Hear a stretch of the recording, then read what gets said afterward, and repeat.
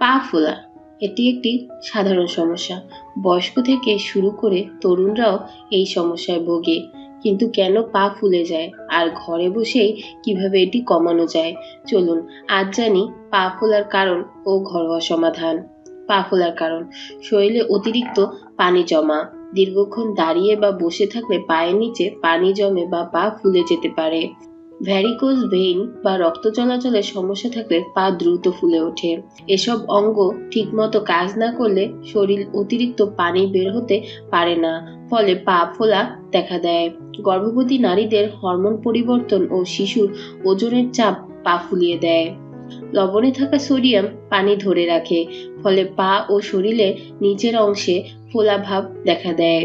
কিছু ওষুধ যেমন স্টেরয়েড, ব্লাড প্রেশার, অ্যান্টিডিপ্রেশন ওষুধে পা ফুলে যেতে পারে। মচকানো, ব্যথা বা চোট পেলে ওই জায়গায় ফোলাভাব দেখা দেয়। ঘরোয়া সমাধান: 1 বালতি গরম পানিতে পা 10 থেকে 15 মিনিট ডুবিয়ে রাখুন। রক্ত চলাচল বাড়বে এবং ফোলা কমবে। গরম পানিতে 1 চামচ লবণ বা এপসম সল্ট মিশিয়ে পা ভিজিয়ে রাখুন। শিরা উপশিরা রিল্যাক্স হয়। 15 থেকে 20 মিনিট পা হৃৎপিণ্ডের চেয়ে উঁচু করে রাখলে পানি নিচে জমে থাকে না। দিনে 2-3 বার করলে ফোলাভাব কমে। পানি কম পান করলে শরীরে পানি ধরে রাখে, তাই দিনে 6 থেকে 8 গ্লাস পানি পান করুন। হাঁটা চলা, পায়ের স্ট্রেচিং করলে রক্ত প্রবাহ স্বাভাবিক থাকে। খাবারে লবণ কম ব্যবহার করুন, ফোলাভাব দ্রুত কমবে।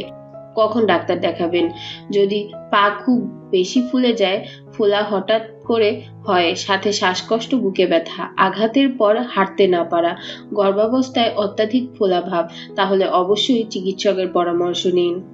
পা ফোলা সাধারণ একটি সমস্যা হলেও এর পিছনে থাকতে পারে গুরুত্বপূর্ণ স্বাস্থ্য সমস্যা। তাই সতর্ক থাকুন, সুস্থ থাকুন।